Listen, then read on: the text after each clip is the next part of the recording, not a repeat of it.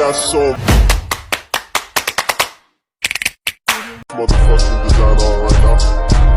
Bring it down, bring it down, bring it down. I got three old guys to walk.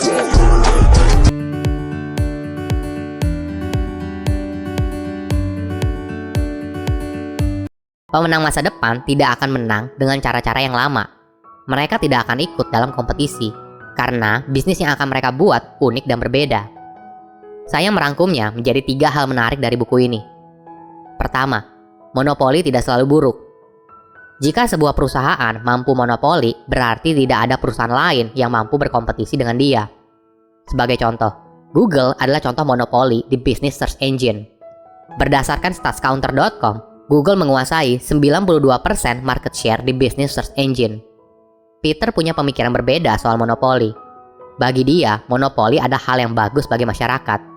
Kompetisi yang ketat akan membuat perusahaan berusaha mati-matian untuk bertahan, sehingga fokusnya adalah efisiensi.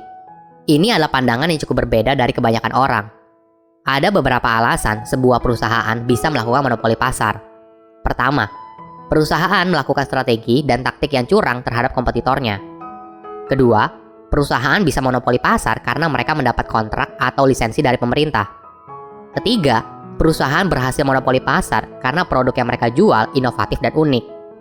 Ketika Peter bicara soal monopoli, yang dimaksud adalah poin nomor 3, di mana perusahaan lain akan berguguran dalam seleksi alam, dan hanya perusahaan terakhir yang mampu bertahan karena produknya yang inovatif dan unik.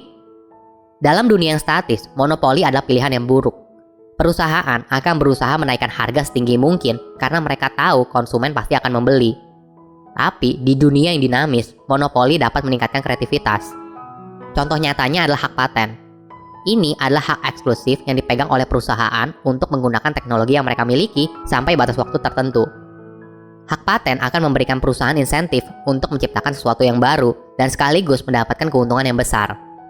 Coba bayangkan kalau perusahaan farmasi tidak diberikan hak paten atas obat yang mereka ciptakan.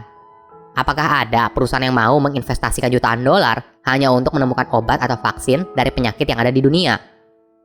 Untuk bisa bersaing di masa depan, startup atau perusahaan harus mampu berkembang dengan cara yang berbeda. Peter membaginya menjadi 2 tipe, perkembangan horizontal dan perkembangan vertikal. Perkembangan horizontal adalah ketika sebuah perusahaan membuat perubahan kecil sedikit demi sedikit.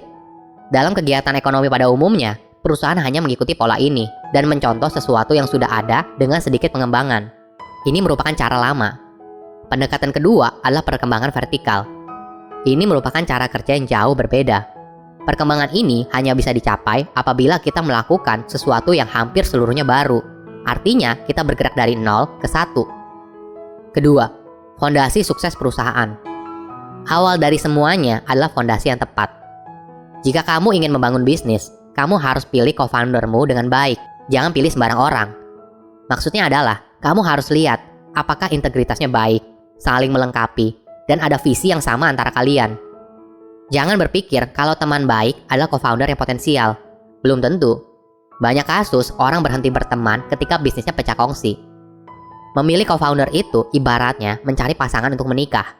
Butuh komitmen panjang untuk selalu bersama selama bisnisnya berjalan. Dalam membangun fondasi awal perusahaan, kamu harus membuat 3 keputusan besar soal ownership, possession, and control.